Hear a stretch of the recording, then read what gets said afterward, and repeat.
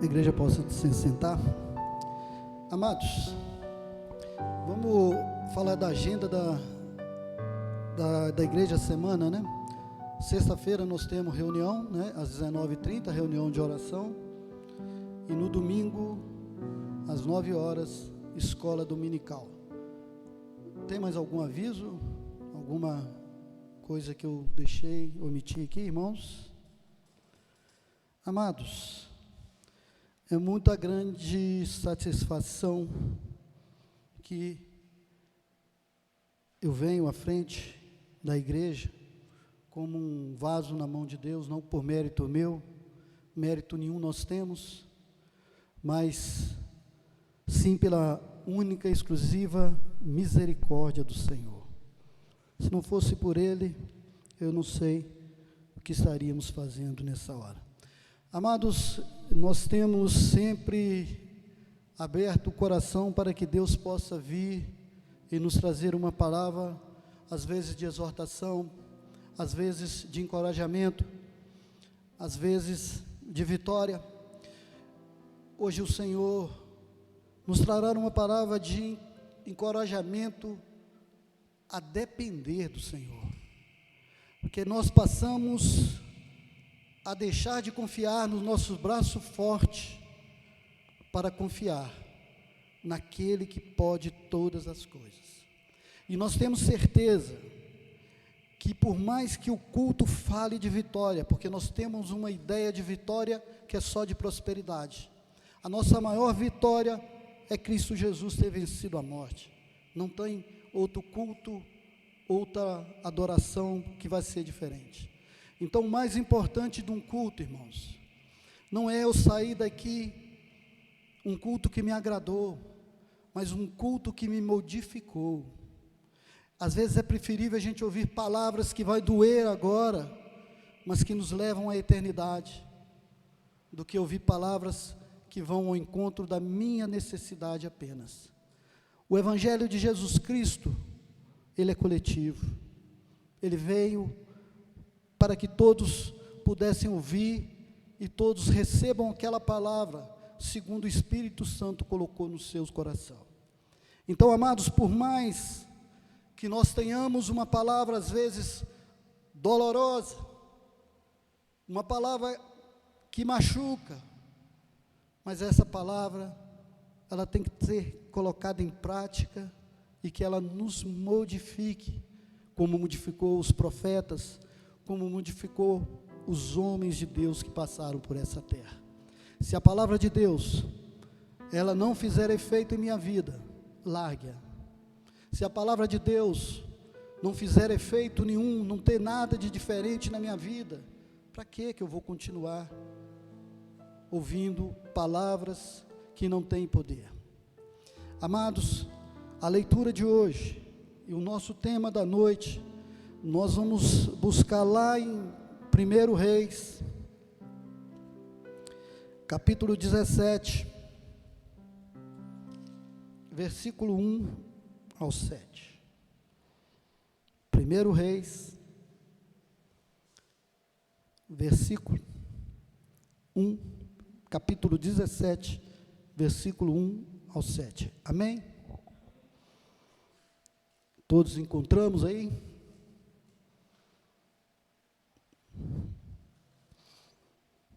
Assim diz a palavra do Senhor. Elias prediz grande seca, corvos o sustentam. Então, Elias, o tesbita, dos moradores de Gileade, disse a Acabe: tão certo como vive o Senhor, Deus de Israel, perante cuja face estou, nem orvalho, nem chuva haverá nestes anos, segundo a minha palavra.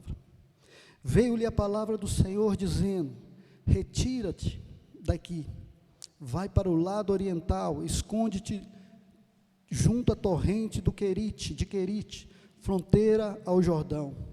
Beberás da torrente, e ordenei aos corvos que alimentam e te sustentem, que te alimentam e sustentem. Foi, pois, e fez segundo a palavra do Senhor.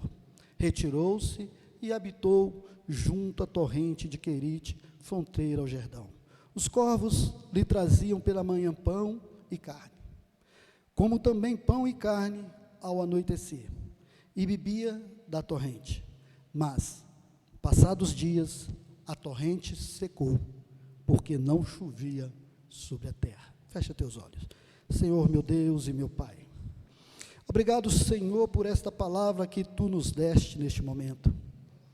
Nós sabemos, Senhor, que os ribeiros não secam, porque a chuva está aí. Mas nós sabemos, ó Pai, que em determinados momentos, aquele mesmo Senhor que nos envia a água, Ele pode reter a água.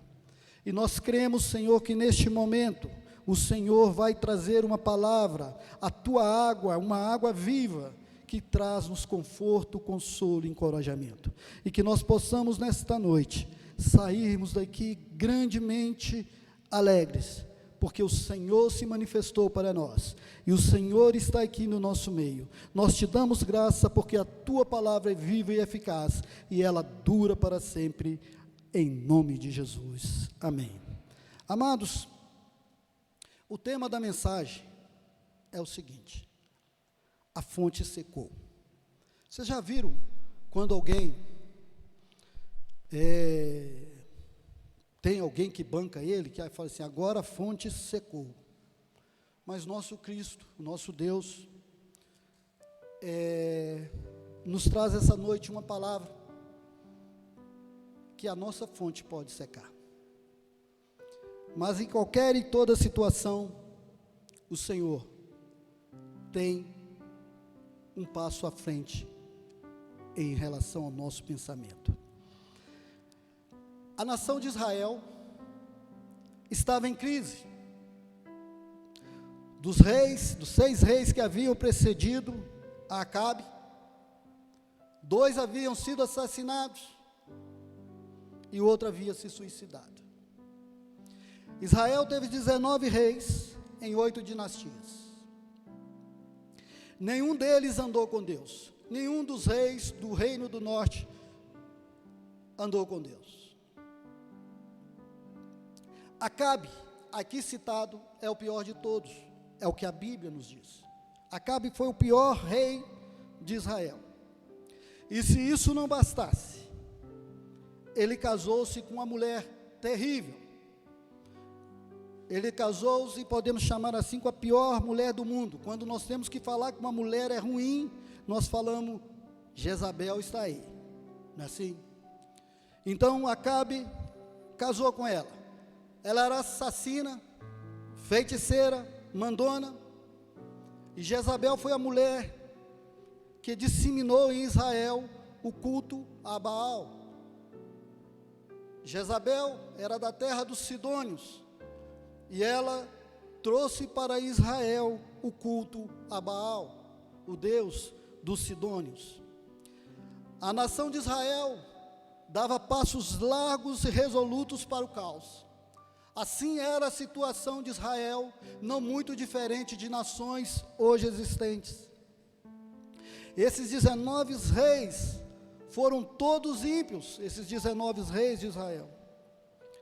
As 8 dinastias foram uma sucessão de ambição, idolatria, traições e assassinatos. Assim era o reino de Israel. Acabe, aqui citado, desafiava Deus, e para agravar a sua situação, olha o que Acabe faz. Deus tinha ordenado para que ninguém reconstruísse Jericó. Isso está lá em Josué 6:26. E o que Acabe faz? Aqui no capítulo 16, versículo 34 de 1 Reis, nós vimos que sob o comando de Acabe, Iel, o betelita, começa a reconstruir Jericó. E o que era a promessa de Josué? E naquele tempo, Josué os esconjurou, dizendo, maldito diante do Senhor seja o homem que se levantar e edificar esta cidade de Jericó. Sobre o seu primogênito, a afundará, e sobre o seu filho mais novo lhe porá as portas. Olha o que acontece no capítulo 16, versículo 34, quando Hiel começa a edificar Jericó. Então Acabe já tinha dessas duas atitudes. Primeiro, casar com Jezabel. Segundo, mandou reconstruir Jericó. E como aqui na Bíblia surgiu Elias? Nesse cenário de perversão e apostasia, surge um homem chamado Elias. E aqui nesse momento de meditação, nessa noite, nós vamos ver a escalada desses homens aos olhos de Deus. Em tempo de crise, como estava Israel, Deus não levantou uma denominação, não levantou um partido político, Deus não levantou nada a não ser um homem. Nós temos que parar às vezes de confiar em partidos ou em outras opções que estão colocando às nossas vistas e deixamos de confiar na palavra de Deus. Deus não levantou ninguém na crise de Israel a não ser um homem, um profeta, boca de Deus. Amados, o nome Elias é a resposta para a apostasia da nação de Israel, para o povo que havia seguido a Baal. Elias significa Jeová é meu Deus. Jeová é meu Deus. A origem de Elias é um golpe no orgulho dos poderosos. Olha bem, ele vem de uma cidade chamada Tisbe, um lugar obscuro, desconhecido. Ele vem de lugar nenhum. Assim surgiu Elias na Bíblia. Do mesmo jeito que ele surge, ele desaparece. Ele surge pela mão de Deus e é levado ao céu pela mão de Deus. Amados, Elias é um ilustre desconhecido, como muitos de nós, sem títulos, sem projeção humana. Ele não é um figurão, mas também Deus não precisa de estrelas para fazer sua obra. Deus precisa de homens que tenham vontade de fazer a obra dele. Amados, a vida de Elias, ela imita o seu ministério, ela referenda ao seu ministério. Por quê? Porque Elias vive na presença de Deus. Esse era o ministério, a diferença de Elias. Elias conhece a Deus, Elias tem intimidade com Deus. E a maior necessidade da igreja moderna, da nossa igreja, é encontrar pastores, homens e mulheres que vivam na presença de Deus. Essa é a maior carência que nós temos nas igrejas de hoje, de homens, mulheres, jovens, adultos, que vivam na presença de Deus. Nosso país não está precisando às vezes de médicos, dentistas, não, nós estamos precisando muito mais de pessoas que estão confiando que Deus ainda faz e muda a vida das pessoas. Nós estamos precisando de pessoas que combatem o pecado. Nós estamos precisando de pessoas que falem a verdade para a nação. Nós precisamos de pessoas que estão com joelhos, sempre pensando que Deus está no controle de todas as coisas. São dessas pessoas que precisavam naquela época, é o mesmo biotipo de pessoas que nós precisamos para hoje. E a maior necessidade que nós precisamos hoje é de ter intimidade com Deus. Muitos falam sobre Deus, muitos, mas não conhecem a Deus. Isso tem sido uma grande tristeza no meio evangélico. Muitos falam de Deus, mas não conhecem a Deus. Se conhecesse a Deus, ia confiar muito mais em Deus do que confiamos. Se confiássemos em Deus, antes de qualquer médico, nós oraríamos a Deus. Não é ser aqui radical, não. Nós oramos primeiro, depois nós colocamos na mão de um médico, mas nós sempre fazemos o contrário. Primeiro confiamos no médico, depois acreditamos em Deus. E assim nós vamos vivendo. Elias aparece no cenário de Israel em uma época de grande decadência espiritual da nação. A nação de Israel estava decadente. E a primeira instrução que Deus deu a Elias foi para o rei Acabe. Foi para ele ir lá falar ao rei Acabe: olha, rei, não vai chover em Israel, até que ele dissesse que choveria novamente. Imagina se no lugar de Elias, ele chegou diante de um rei perverso, mau, ia dizer assim para ele, um rei que não obedecia os mandamentos de Deus, e disse, olha o que Elias disse, vive o Senhor, Deus de Israel, perante cuja face estou, que nestes anos, nem orvalho, nem chuva haverá, senão, segundo a minha palavra. Elias era a boca de Deus. Uma coisa é proferir a palavra de Deus, a outra coisa é ser boca de Deus. Aqui Elias é o único profeta que diz, segundo as minhas palavras. Deus ali estava usando a boca de Elias, não só para proferir uma mensagem, mas ali Deus estava usando ele como boca de Deus, segundo as minhas palavras não vai chover. E quando hoje nós temos visto pessoas se dizendo,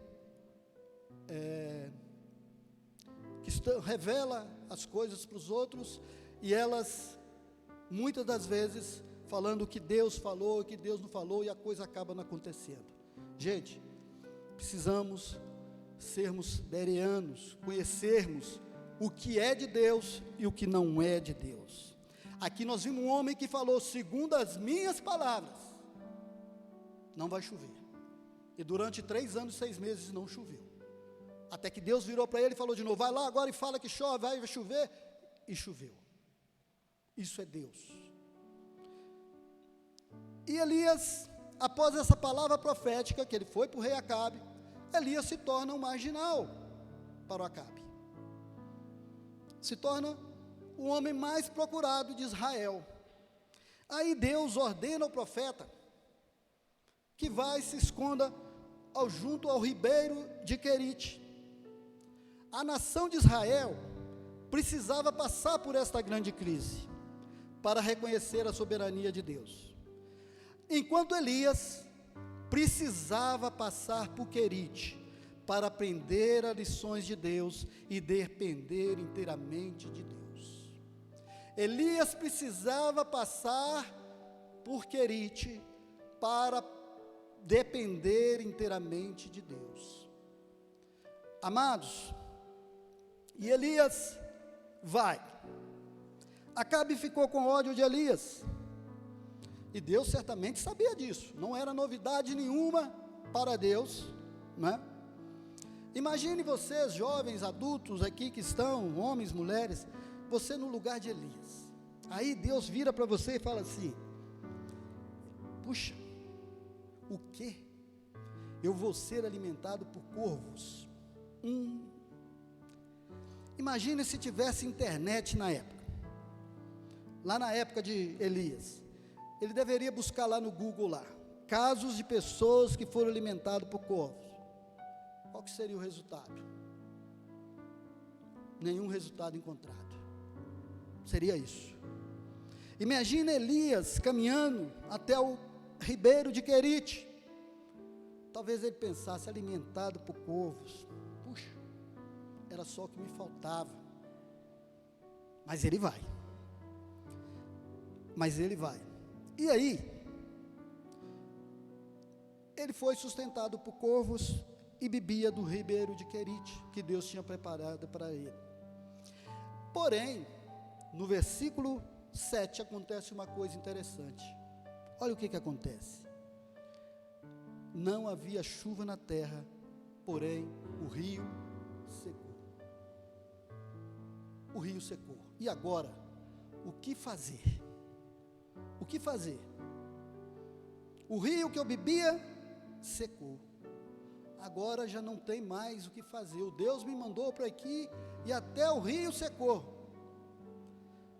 E nessa noite, amados, estou querendo passar para os irmãos uma mensagem sobre caminhar e confiar em Deus. Pois quando você é dirigido por Deus, não quer dizer que você irá andar pelos melhores caminhos. Não, pelo contrário, Quando nós somos guiados por Deus, nós podemos encontrar desertos, cisternas, mares para atravessar. E por vezes, irmãos, todos nós passamos por essa dura experiência de Elias. Tudo parece indo bem, quando de repente o riacho seca. O que era um caudaloso rio, foi encolhendo e diminuindo, se tornando um filete de água, até que um dia ele se torna apenas areia úmida. Foi isso que Deus preparou para Elias. Podemos dizer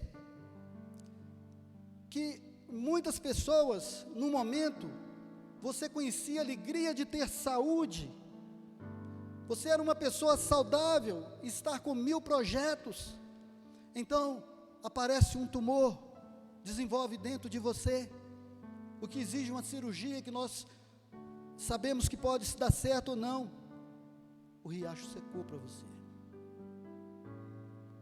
Não significa que Deus te abandonou, mas o riacho secou. Aí, você acaba a faculdade, iniciou uma carreira promissora, cercada de pessoas especiais, bem dotadas. No auge da carreira, as coisas mudam. O dinheiro fica curto. Os seus melhores amigos mudam, não é de cidade não, muda a maneira como que tratam você. O riacho secou para você. Os amigos, colegas que você tinha, não querem mais saber de você. Você tem uma família maravilhosa, aparentemente você vive a concretização de todos os seus sonhos, mas de repente, o seu parceiro ou parceira tem ficado indiferente e começa a falar em divórcio. Não existe mais amor, não existe mais afeição, não existe mais promessa de mudança. O riacho secou para você nesse momento. E aí? Quando estamos dentro dessas situações terríveis, ficamos pensando, o que aconteceu? Será que Deus morreu? Deus não morre. Será que as promessas de Deus falharam? Será que Ele não cumpre o que Ele me prometeu?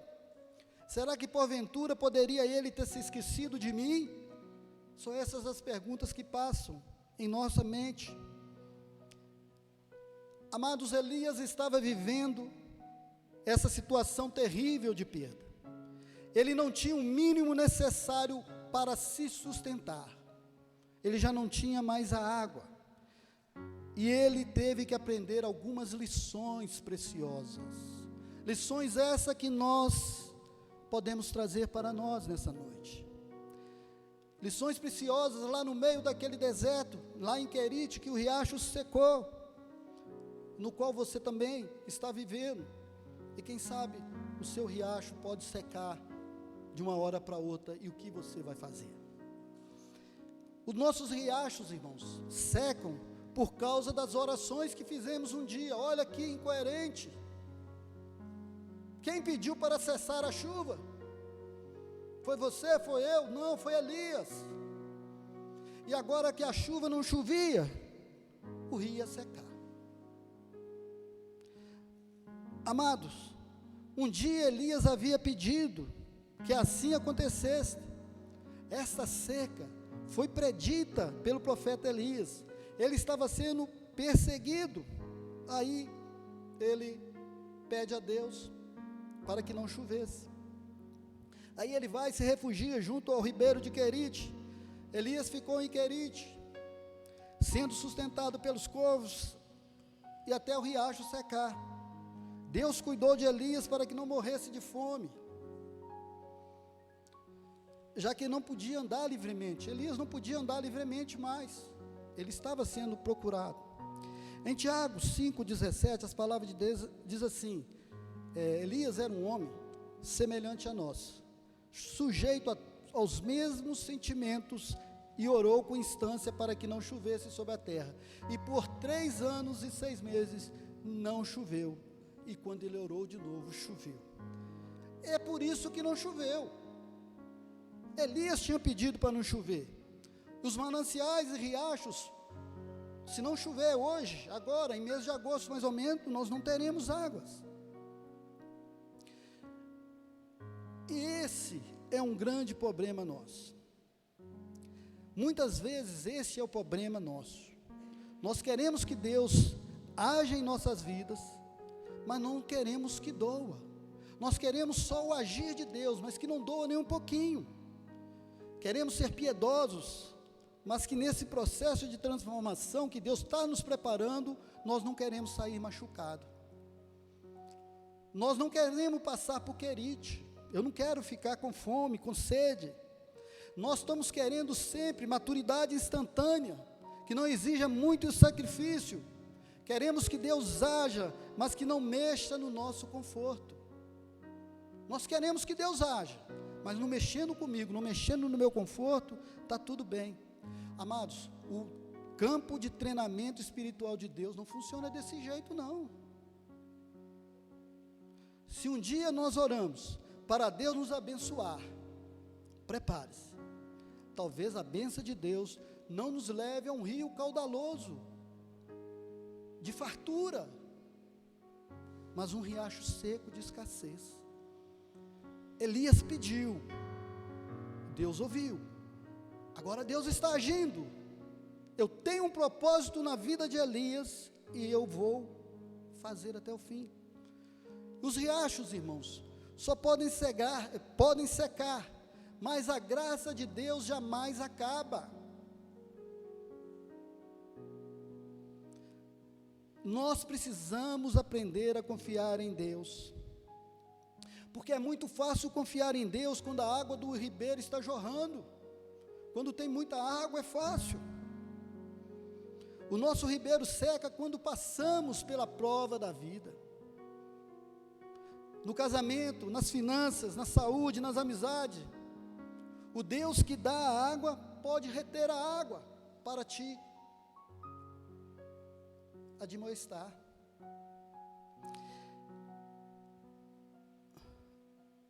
Amados, e quando o nosso riacho seca, nós pensamos isso: como pode Deus esquecer de nós? Mas na verdade o que aconteceu com Elias foi exatamente o oposto. A palavra de Deus diz que quando o riacho secou, Deus enviou o profeta para outro lugar, um lugar chamado Sarepta, porque lá havia comida. Não havia mais o que fazer em Querite, era a hora de partir. Quando os nossos riachos começam a secar, meus irmãos, Deus está nos dizendo: você está escrito nas palmas da minha mão, você está diante de mim o tempo todo, eu não me esqueci de ti. Isaías 49:16. O riacho secou, assim dizendo Deus, é porque eu tenho um compromisso, não com seu conforto, mas com sua vida. Deus não tinha um compromisso com o conforto de Elias, mas tinha um compromisso com a vida de Elias. É diferente, irmãos. E aí, e é no meio do riacho que nós ouvimos a voz de Deus. Quando nós não ouvimos a voz de Deus, quando está um riacho barulhento, nós não ouvimos a voz de Deus. Quando a torrente secou, diz a palavra, então veio a palavra do Senhor dizendo, aí diz para ele levantar e ir para a cidade. O fato é que quando estamos solitários, no meio de um riacho seco, vazio, nós ouvimos a voz de Deus. Aí não há nada que nos impeça de ouvi-la, não há barulho, não há nada. Sabe por quê? O riacho secou. Eu dependo de Deus agora eu preciso dele. O momento de seca, irmãos, pode chegar à sua vida a qualquer momento. Ele pode vir travestido de enfermidade graves, de grandes problemas emocionais, de desemprego, de relacionamento desfeitos, de perdas de ente querido, ou mesmo pode vir por uma falta de água. Faltar a água, não há alimentos, não há alimento, não há vida. E aí, literalmente falando, mas nós não podemos esquecer jamais que Deus está conduzindo tudo. Deus está no controle dos acontecimentos. Então, amados, talvez você, eu não sei, chegou aqui essa noite nessa situação, com o coração dessa forma. Parece que o riacho secou, está com problema na família, parece que não tem solução. Mas uma coisa que Deus fez com Elias, Ele também faz conosco. Elias, é hora de levantar, é hora de partir. Elias obedece a Deus. Mas olha o que é um caminhar com Deus. Olha para onde que Deus vai mandar Elias agora de novo. E aqui nós vamos aprendemos algumas coisas. O que Deus quer nos ensinar no deserto?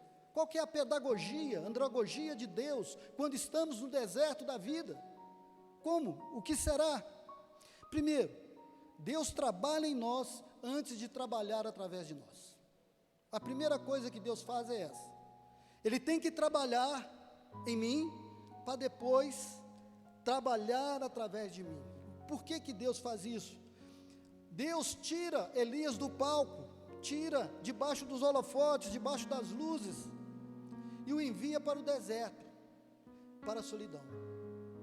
No deserto Deus prova, Ele nos manda para a solidão do deserto, para tirar esse apego que nós temos pelo mundo.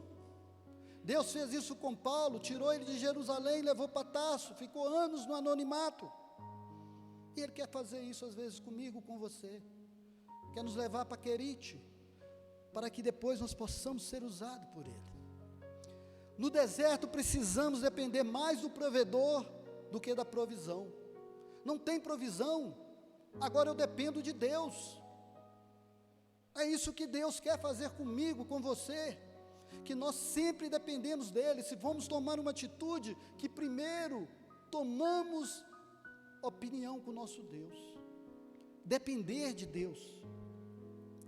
Elias agora devia confiar totalmente em Deus. O riacho secou. Se o riacho secou, a conclusão que nós chegamos é que os corvos também morreram. Não tem corvo, morreram, está faltando água. E nós precisamos de aprender. A direção de Deus inclui a provisão de Deus. Quando Deus te direciona para um lugar, você pode incluir a provisão de Deus, não vai faltar. E assim, nós também precisamos aprender que o deserto faz parte do currículo de Deus em nossa vida. O deserto faz. Foi para aquele povo de Israel, foi para Elias e para várias outras pessoas. Foi Deus que mandou Elias para Querite. Ele não foi lá porque ele quis, não. O deserto não é um acidente, mas era um apontamento de Deus para onde Ele queria que Elias fosse. Deus sempre está no controle. Ele sabe o que está fazendo. Devemos aprender também que ser dirigido por Deus não significa, como eu disse já, irmãos, ter caminhos suaves. Podemos ter vales profundos e montanhas muito altas para escalar. Quando a sua fonte secar, os recursos de Deus continuarão disponíveis para você. Se a sua fonte secar, se seu braço forte não conseguir te sustentar, se o seu eu não conseguir te sustentar, saiba de uma coisa: os recursos de Deus continuarão disponíveis para você.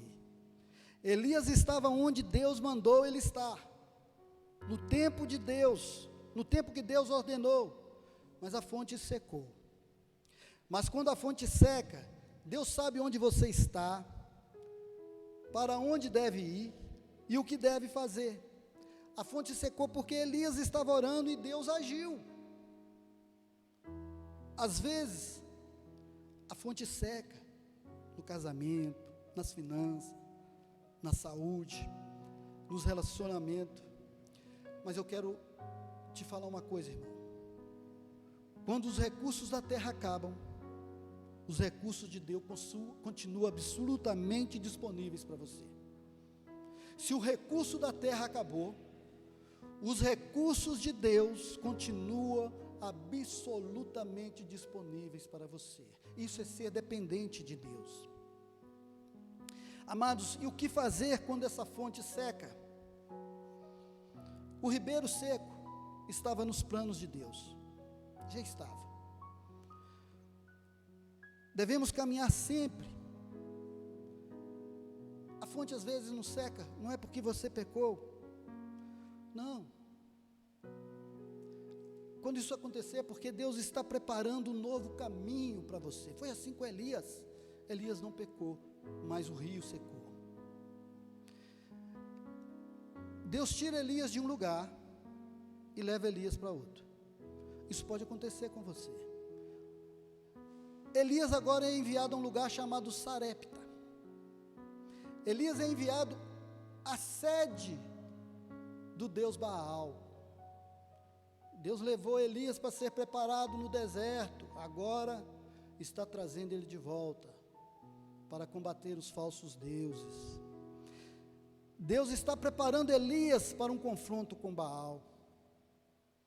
Quando Deus tira você do seu conforto, não é à toa. Deus está te preparando para um confronto grande. Deus quer criar em Elias uma dependência dele, no coração de Elias. Esse era o objetivo de Deus com Elias, é o objetivo de Deus comigo e com cada um aqui nessa noite, que nós possamos ser dependentes de Deus. Amados, em Sarepta, Elias aprende uma coisa, isso aí vai estar no versículo 17, no capítulo 17, versículo 9. Ele não só aprende a depender de Deus, mas ensina uma mulher a confiar em Deus. Havia uma mulher que já estava juntando os gravetos para fazer um bolo para ela e o filho, e chega Elias. Deus tirou Elias do deserto e jogou na fornalha. Sarepta significa fornalha, cadinho, é onde que a pessoa usa para purificar o ouro. Só a escória sai, o ouro fica purificado. Olha o que Deus fez com Elias, tirou, levou para o deserto, para depender. Agora eu vou te moldar, Elias, eu vou te purificar, vou tirar todas as escórias, eu vou colocar você na fornalha, de modo que este ouro vai sair mais puro do que de 24 quilates. Deus está falando que vai depurar você, Elias. O fogo só vai queimar a escória, e a fornalha faz parte da agenda de Deus na nossa vida, irmãos. Deus quer nos purificar, depurar daquilo que nos afasta dele. E aí, irmãos, olha que interessante, para nós que lemos a Bíblia, Deus tem um senso de humor que é uma coisa maravilhosa. Olha o que Deus fala para Elias. Ele manda Elias a Sarepta para ser sustentado por uma mulher viúva. Gente, a viúva já era o quê? Quando a gente fala em viúva e órfãos na Bíblia, nós falamos de pobreza. Olha que senso de humor de Deus. Olha bem, você vai lá para você ser alimentado com uma viúva que não tem nada. O contrário seria lógico, Deus mandar Elias para alimentar aquela mulher. Mas Elias também não tinha nada, mas pelo menos o ministério ele tinha. Deus tem um senso, a pedagogia de Deus é maravilhosa. A mulher alimentar Elias. Então, irmãos, é assim, estamos sofrendo com seca, mas Deus manda o refrigério. Deus nos sustenta e não vai nos faltar alimento. Não esqueçamos nunca que Deus é soberano e está no controle de tudo. No momento de crise, Ele prepara as provisões para os seus filhos. Não tenham medo. Deus também tem propósitos. Quando nos permite passar por momentos de seca, pode ser que Ele está nos purificando, jogando-nos nas fornalhas para tirar todas as impurezas e nos deixar mais parecido com Ele. Ou pode ser que Ele está nos provando, ou pode ser que Ele está nos disciplinando, mas Deus tem o seu propósito. Na corte de Acabe, Elias foi a boca de Deus. Em Querite, ele foi quebrantado por Deus. Em Sarepta, ele foi lapidado por Deus. No Carmelo, foi usado por Deus contra os profetas de Baal. Na caverna, ele foi restaurado por Deus. Mas no Jordão, ele foi arrebatado para Deus. Elias e Enoque são os únicos 2 homens que não viram a morte. Esse homem foi arrebatado, assim como ele apareceu na história, ele saiu da história. Ele foi arrebatado para o céu. E esse arrebatamento de Elias é um prenúncio da glória para a igreja de Cristo. Assim também nós um dia passaremos. Um dia seremos arrebatados para junto com Deus vivermos eternamente. Eu queria dizer para os irmãos que Querite é um lugar passageiro, mas é fundamental o cristão passar por Querite. O cristão precisa passar por lá, precisa aprender a depender de Deus. É melhor passar por Querite e ser moldado por Deus do que viver uma vida medíocre e sem fruto. Passar por Querite significa ter experiências com Deus, ser cortado, ser moldado, ficar no tamanho certo, do jeito que Deus quer. Em Querite, nós vamos aprender a depender inteiramente de Deus. Em Querite, nós vamos aprender a experimentar a providência de Deus. Querite, irmãos, fala de dependência de Deus.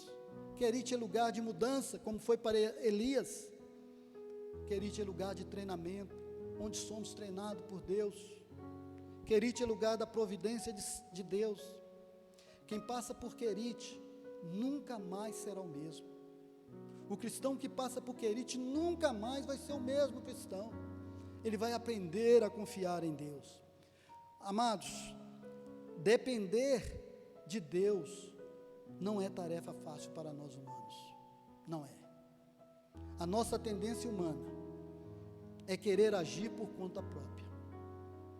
Depender de Deus requer fé e obediência. Em Querite, Elias aprendeu tudo isso. Se somos iguais a Elias, Tiago nos disse isso, nós somos sujeitos às mesmas paixões. Por que nós não façamos igual a Elias? Que o Querite de nossa vida nos ensina a ir para Sarepta, e que a Sarepta dali eu vou voltar a Acabe, e lá vou falar as verdades para aquele rei. E o Senhor, meus amados, está nos dizendo para nós, como disse Elias, o rio secou. Portanto, levanta-te, pois será um recomeço na tua vida. O Senhor nos diz que Ele quer nos dar novas experiências espirituais. Fecha teus olhos, irmãos. Senhor Deus, amado e bendito Pai, obrigado pela Tua palavra, Pai. Nós nos condicionamos, Senhor, a receber a Tua vontade, Pai. Nem sempre o melhor caminho é o mais fácil. Nem sempre a Tua provisão é fácil acreditar. Mas nós precisamos ser, Senhor, mais dependentes de Ti. E é isso que o Senhor quer de nós. Que nós possamos depender do Senhor para tudo, na alegria, na tristeza, e em tudo possamos dar graças a Ti. Aprendemos, Senhor, nessa noite, com o profeta Elias, com a Tua palavra, que o Senhor, às vezes, nos manda por caminhos que nós não sabemos o porquê, mas lá na frente entenderemos o que o Senhor quer de nós. Nós somos, sim, Senhor, braço e perna do Senhor aqui na terra. Elias foi boca de Deus, e nós queremos também, Senhor, na medida daquilo que o Senhor possa nos dar, Pai, que nós não possamos apenas proferir a Tua palavra, mas que nós possamos ser, sim, boca de Deus aqui na terra, que nós possamos ser, sim, pessoas abençoadas, e que o Senhor fale através de nós. Nós queremos ser, sim, exemplo de pessoas de humildade, Senhor, de obediência e de certeza, que o melhor do Senhor, o Teu retorno, a Tua volta gloriosa, nós estaremos ao Teu lado. Nós queremos, sim, Pai, não duvidar do Senhor em nada, porque nós sabemos que o maior é o que está em nós do que o estar no mundo. e o seu Espírito se alegra em nós neste momento. Nós estamos alegres porque o teu Espírito Santo nos encheu de alegria.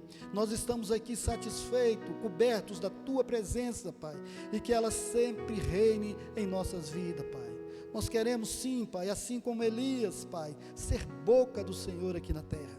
Queremos abrir a boca não para revelar futuros, mas para falar aquilo que o Senhor quer. Nós queremos ser boca de Deus para, Senhor, confrontar o pecado que está em nossos lares, em nossos meios, Pai. Nós precisamos sim de ser boca de Deus para que o pecado, Senhor, não acabe com a nossa nação. Nós precisamos, ó Pai, que o Senhor nos oriente e que fale através de nós. Em nome de Jesus, que eu oro com perdão dos meus pecados. Amém. Tem um só aqui.